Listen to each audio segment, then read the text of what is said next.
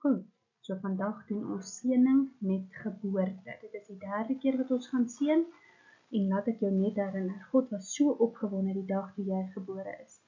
En hy is super, super opgewonde oor elke baba wat uit jou familie gebore word. Wie is die hoofrolspelers in hierdie tyd?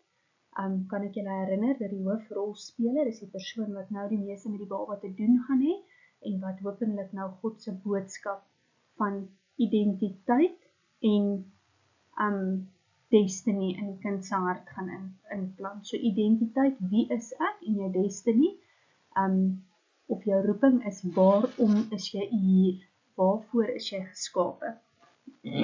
So, altyd die ouers is baie belangrik om seën in te plant, maar dit is primêr die mamma wat die sleutelvraag in die kind se hart moet antwoord. Die sleutelvraag om te antwoord met in hierdie stadium van seën sal wees, is ek wat julle verwag het en wil hê? Is ek okay, of is daar iets verkeerd met my? En is daar enige iemand wat na my gaan kyk?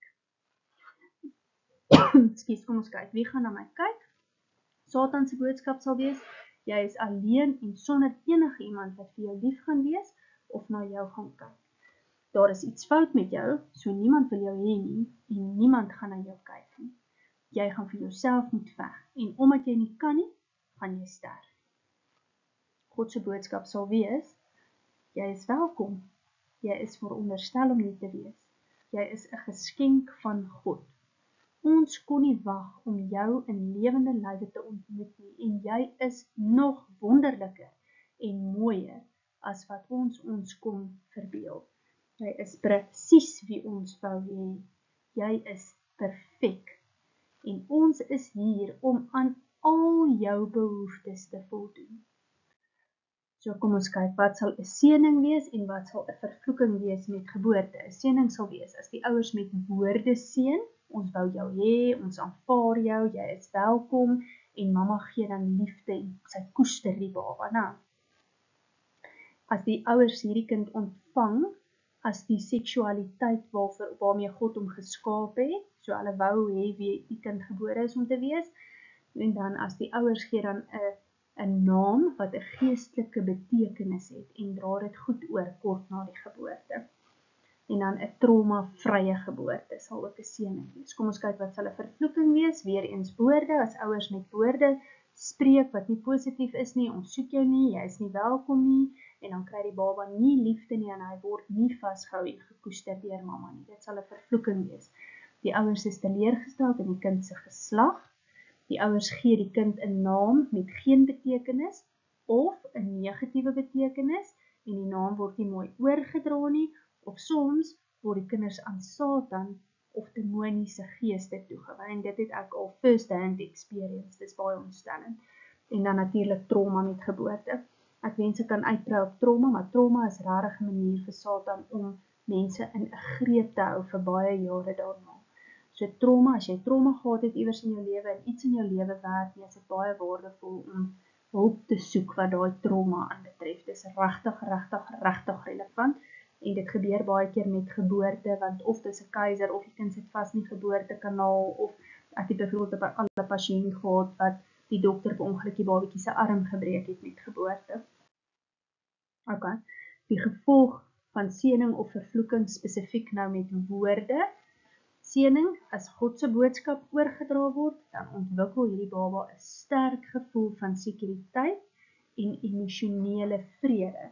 En dan kan God die kind se ouers gebruik om sy konstante boodskap van identiteit en roeping in die kind se hart in te plant.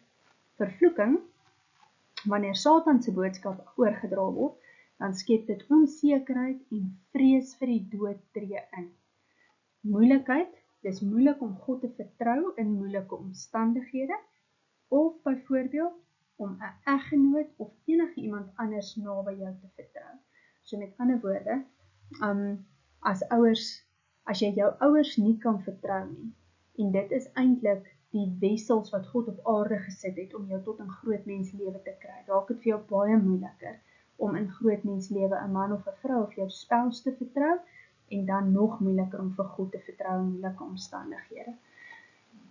So wat hulle doen, een van twee goed, ek kan niemand vertrou nie, dan bou hulle 'n muur om hulle harte en sê ek doen dit eerder self. So vra nooit weer vir hulp nie, doen dit self, sukkel self aan. Of ek het geen ingebore waarde nie en daarom moet ek presteer om aanvaar te word. So hierdie ouens hou nooit op presteer nie, hulle hou die hele tyd aan die volgende ding, nog groter, nog meer. So die eerste leen is, ek kan niemand vertrou nie, ek moet dit self doen, en die tweede leen is, omdat ek self nie waarde het, moet ek goed doen om myself waardig te laat voel, so dan kom hierdie ding in van presteer. Kom ons gesels gou oor geslagsverwarring by meisies. So die ouer het byvoorbeeld nou, was ontevrede met die geslag van die kind. So die mamma of pappa sou byvoorbeeld gesê het, okay, ons praat nou van meisies, so dis nou 'n meisie wat gebore is, nou sal pappa sê, ag weet, ons het al 3 dogtertjies, eintlik wou ek nou 'n seentjie gehad het. Okay, die kind se gees stel dit op, en die meisie word nou 'n tomboy, en pappa spandeer nou meer tyd met die meisie, hy vat haar om vis te vang, en dit werk, maar nou kry sy daai aanvaarding by pappa, so sy's altyd one of the boys. Met puberteit word dit baie duidelik dat sy nie is nie. Nou moet pappa vir hierdie jong dame bevestig dat sy 'n meisie is. So nou hou hy byvoorbeeld op om met haar te stoei. Sy mag nie meer gaan saam visvang nie. Sy ervaar dit natuurlik as erge verwerping.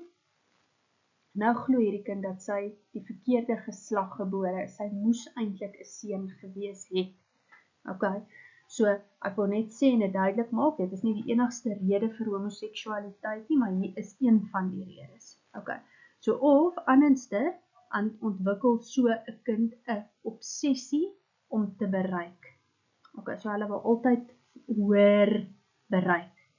Okay, so of sy glo dat sy geen ingebore waarde het nie en weteier om iets te doen om aanvaar te word of om goedgekeur te word. Daarom ontwikkel 'n obsessie om te presteer. Suksesvolle loopbaan, maak baie geld, presteer in sport, enige iets om waarde te voel, of waardevol te voel. Die siel is uit rus. Dis die probleem. Die siel is uit rus. Okay, kom ons kyk nou by seuns, geslagsverwarring by seuns. Hulle werk na die ander geslag toe.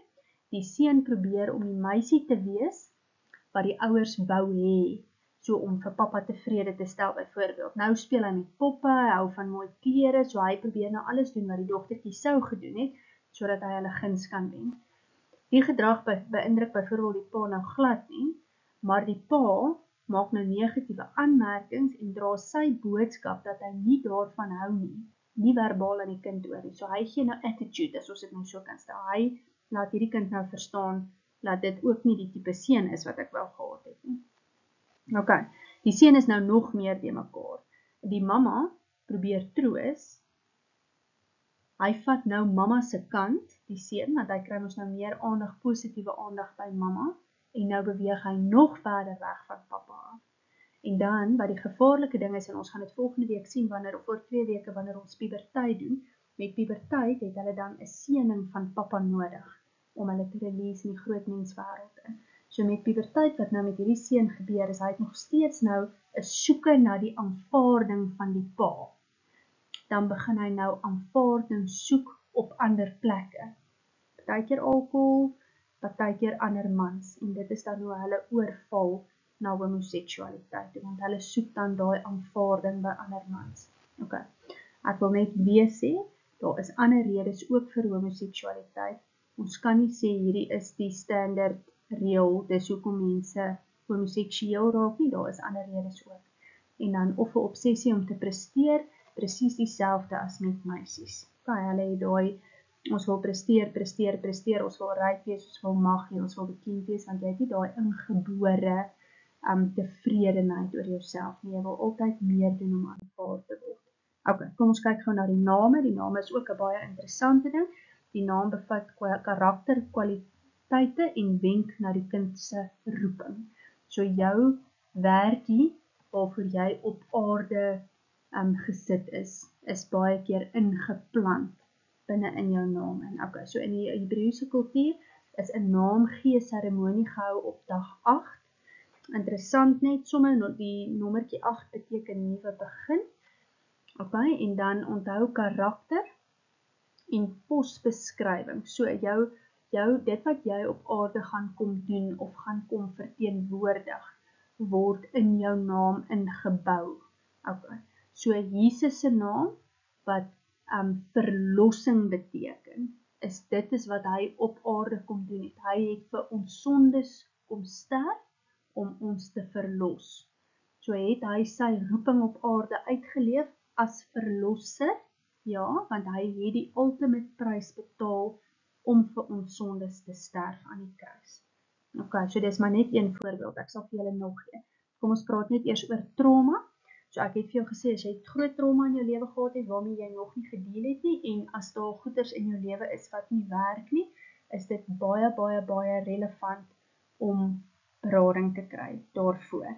Okay, so kom ons kyk wat kan trauma veroorsaak in jou lewe. So kan vir jou simptome gee, as jy van hierdie simptome in jou lewe het, jy kan tot so ver gaan soos om 'n beraader te gaan sien of enige iemand as jy sterk geestelike vriende het wat saam met jou kan bid, en dan vra jy net vir die Here of wat veroorsaak hierdie goed, en hy sal heel moontlik vir julle wys, en dit sal heel moontlik teruggaan na trauma toe, wat julle dan kan hanteer.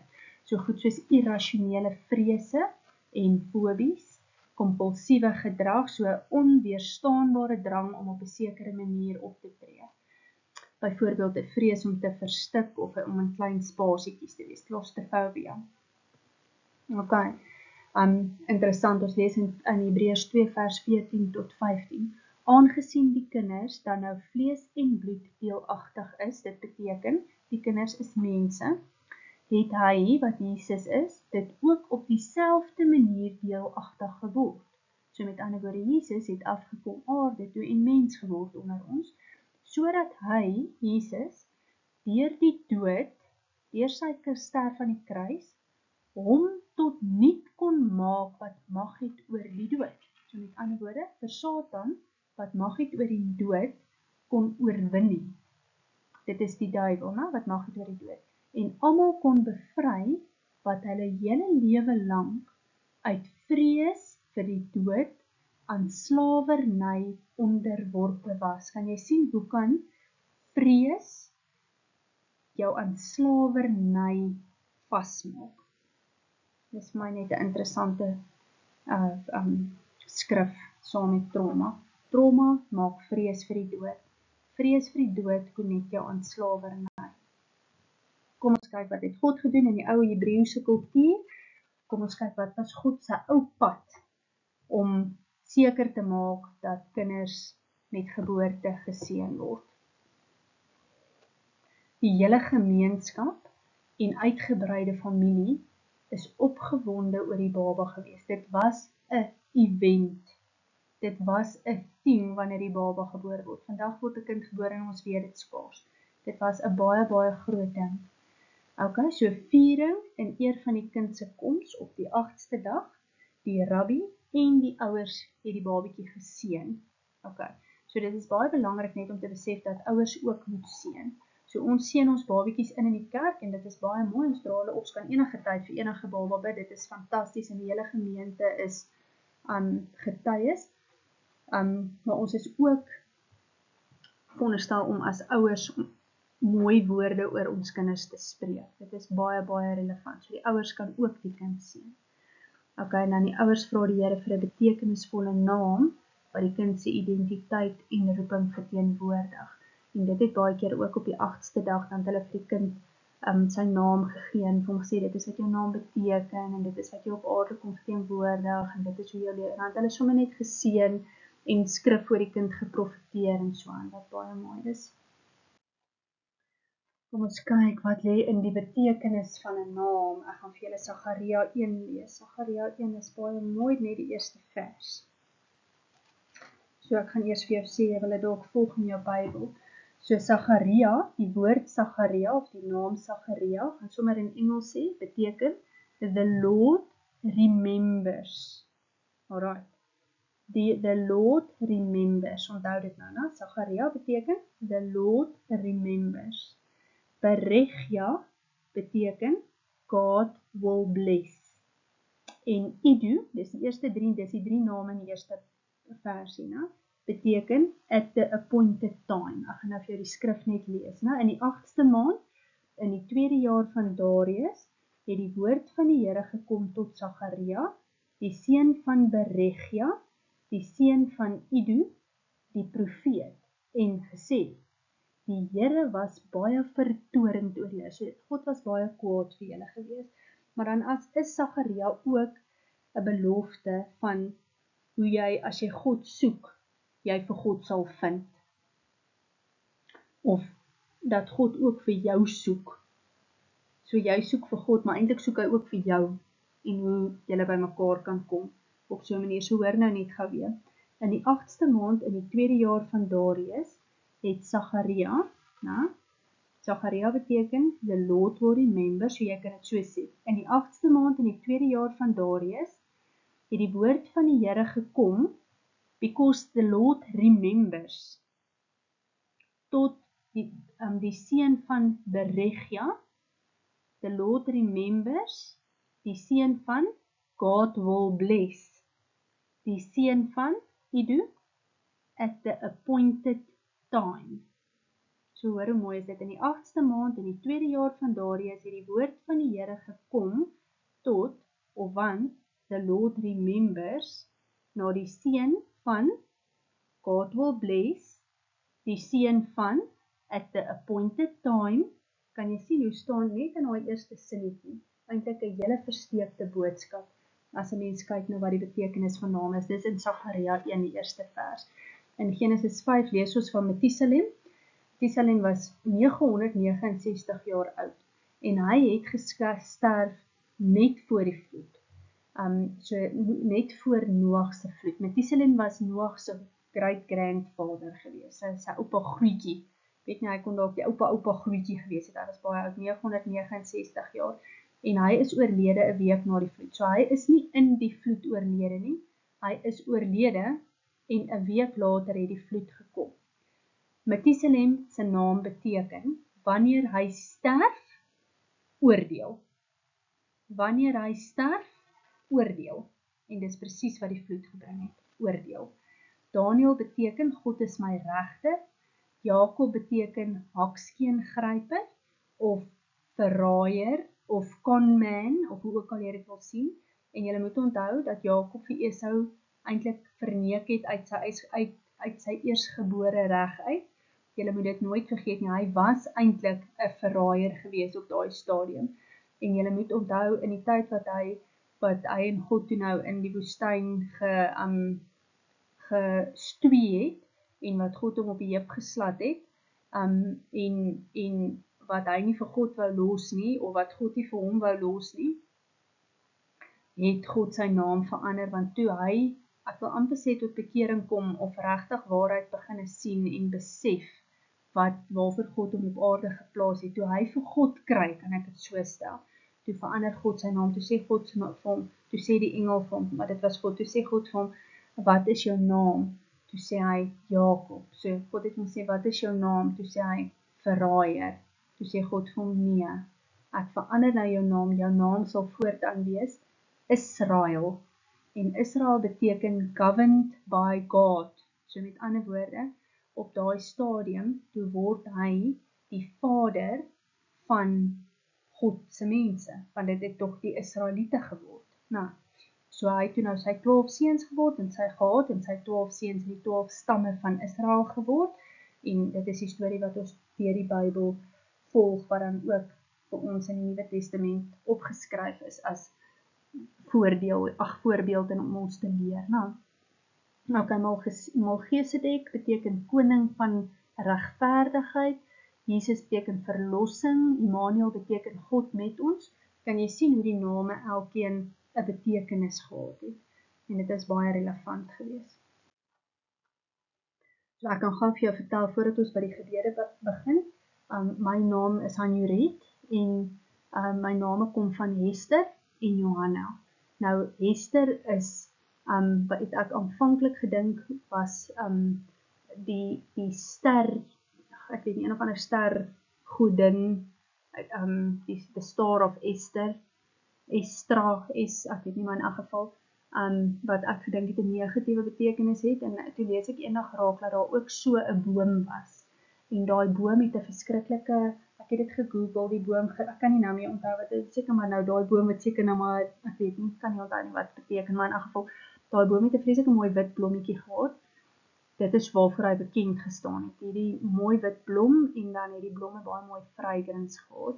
En dit was my verskriklik kosbaar toe ek dit lees, van die oggend toe ek uit die huis uitstap, toe kyk ek vir my lemoenboom, wat ek aanvanklik geplant het as 'n suurlemoen, of as 'n narkie, ek was nie seker mee wat sien dit was nie, want ek het 2 oorgeplant, die een het gevrek, en ek was toe nie seker of dit 'n suurlemoen of 'n narkie is nie, maar op die einde van die dag het hy so ver teruggevrek en weer gegroei, en weer ver teruggevrek en weer gegroei, en hy is toe op die einde 'n lemoenboom, maar hierdie lemoenboom het toe hierdie verskriklike mooi wit blommetjies aan toe ek die oggend uitstap, en ek gaan ruik aan hulle, want God praat ons nou met my oor hierdie boom, wat my naam se betekenis het, en daai blommetjies ruik toe nou net so lekker, so dit was my vreeslike lekker bevestiging, van die sweet fragrance wat ek veronderstel is om af te gee in die samelewing. Dit was vir my mooi geweest, maar die ander deel van my naam is Johanna, wat die female is van Johannes, wat beteken maar net God's gracious one, en hoe ek dit in my lewe al beleef het, dat my werkie op aarde is om God se genade aan mense te kan wys en oor te kan dra, wat vir my baie kosbaar was, net as ek my naam met julle kan deel. Okay, so daar is 'n paar gebede, en dit is op die slide, so jy kan pause en dit vir jou bid, jy sit jou kind se naam daarin, ek gaan net die laaste gebed saam met julle bid, die ander gebede kan julle rustig self saam bid. So hierdie gebed sal jy bid, as jy 'n boodskap van teleurstelling oor jou kind se geslag aan jou kind oorgedra het met geboorte. Okay? Dan bid jy baie rustig hierdie gebed deur, so jy bely voor God, asseblief nie in die teenwoordigheid van jou kind nie, dat jy nie sy keuse van jou kind se geslag aanvaar het nie. En dan bid jy 'n seën oor jou kind. Jy kan hierdie gebed bid as jou kind erge trauma gehad het gedurende geboorte.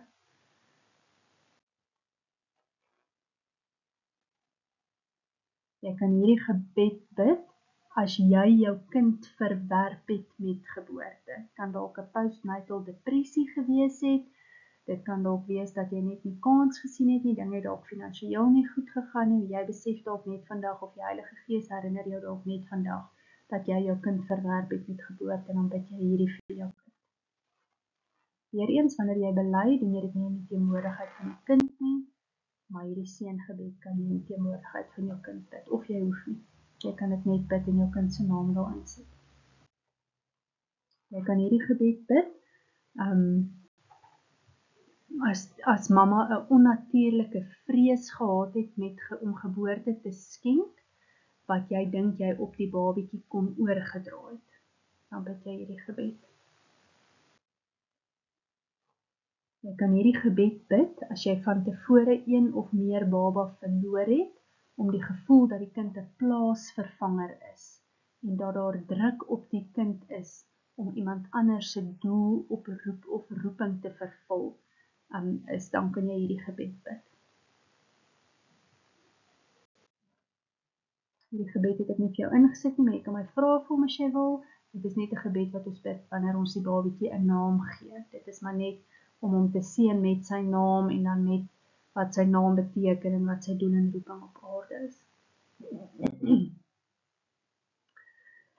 Hierdie gebed gaan ek saam met julle bid. Ons gaan sommer net bid en woorde van liefde en aanvaarding en verwelkoming spreek, en 'n bevestiging van die geslag met geboorte, en om te onderneem om aan al die kind se behoeftes te voorsien. So, dit is 'n gebed wat jy sal bid vir jou babietjie, wanneer jou babietjie gebore word, as jy dalk nou swanger is, of as jy dalk in die toekoms swanger is. Right, so julle kan net julle oë toemaak, dan gaan ek saam met julle bid. Vader, baie dankie vir ons kind. Jy kan jou kind se naam daarin sit. Hy of sy is 'n kosbare geskenk aan ons. Ons seën hom of haar op hierdie spesiale dag. Ons bid dat U ons kind sterk en gesond sal hou, soos hy of sy opgroei. Here, sal U weer in die eerste paar minute na geboorte ons kind vul met die Heilige Gees, en laat hom of haar U liefde en beskerming voel vandag.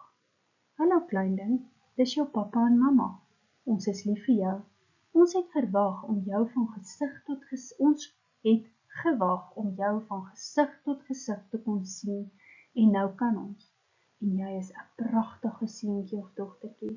Jy is presies hoe ons jou wou hê.